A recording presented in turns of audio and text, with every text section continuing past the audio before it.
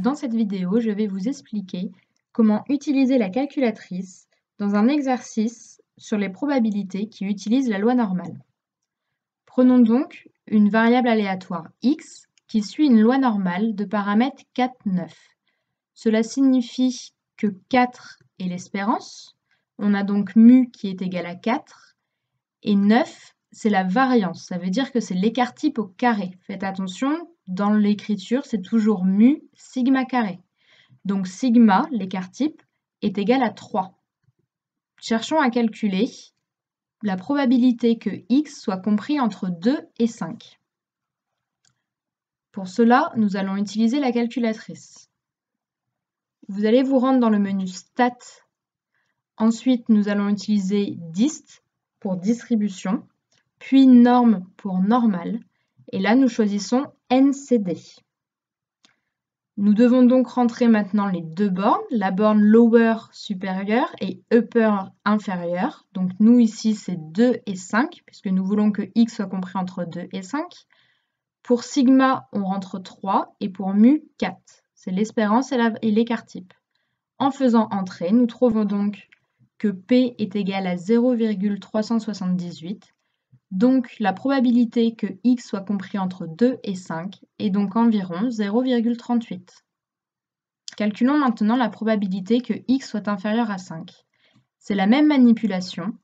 Le problème, c'est que la calculatrice demande deux bornes, une borne inférieure et une borne supérieure. Ici, si x est inférieur à 5, c'est que l'on connaît la borne supérieure. Donc on pourra mettre 5 dans upper. Par contre, nous n'avons pas de borne inférieure, puisque le x peut prendre n'importe quelle valeur inférieure à 5. Cela veut dire qu'il va jusqu'à moins l'infini. Alors ici, sur la calculatrice, on va tricher un petit peu en prenant un nombre tout petit qui va symboliser notre borne inférieure. Nous rentrons donc comme lower, moins 10 000. Prenez un nombre vraiment qui est côté négatif, très grand pour représenter un nombre tout petit. Donc ici, moi, je vous conseille de prendre moins 10 000. Ensuite, upper, nous avons dit 5. Et l'écart type et l'espérance ne changent pas puisque nous restons sur la même variable aléatoire.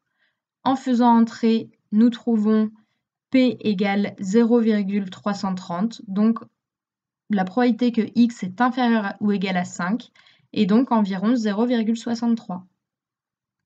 De même, maintenant, nous allons chercher la probabilité que x soit supérieur ou égal à 2.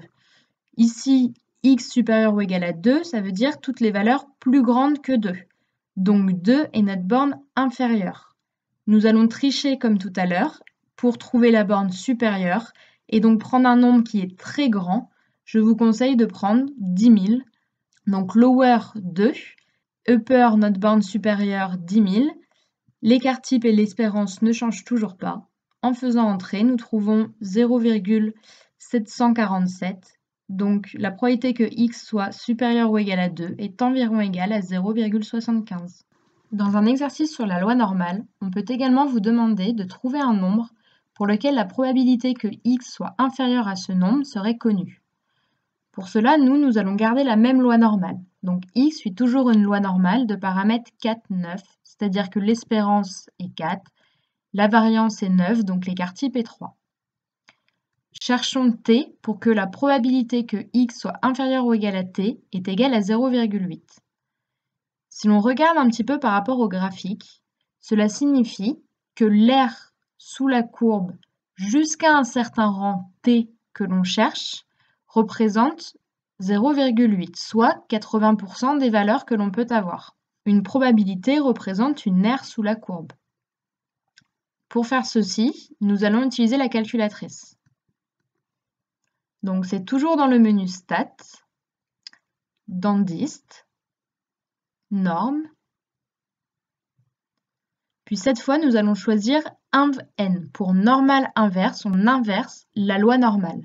Dans Tile, pensez à vérifier si c'est left ou right. Ici on veut left car on veut toutes les valeurs à gauche de t. Area c'est notre aire, donc 0,8. L'espérance et la variance sont toujours de 4 et de 3. Et on trouve 6,52. Donc, t est environ égal à 6,52.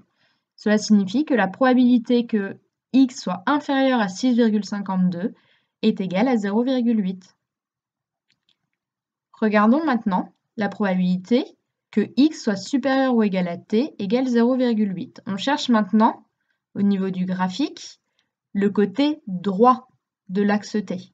On cherche toutes les valeurs qui seront plus grandes que t, et donc l'aire sous la courbe qui représente 80% des valeurs. On utilise la calculatrice. Dans les mêmes paramètres, cette fois, la seule chose qui change, c'est le tail. Cette fois, nous choisissons right pour dire on prend toutes les valeurs qui sont à droite de t. L'area est toujours 0,8, c'est notre probabilité. Le sigma et le mu sont toujours 3 et 4. On trouve donc 1,475. Donc t est environ égal à 1,48.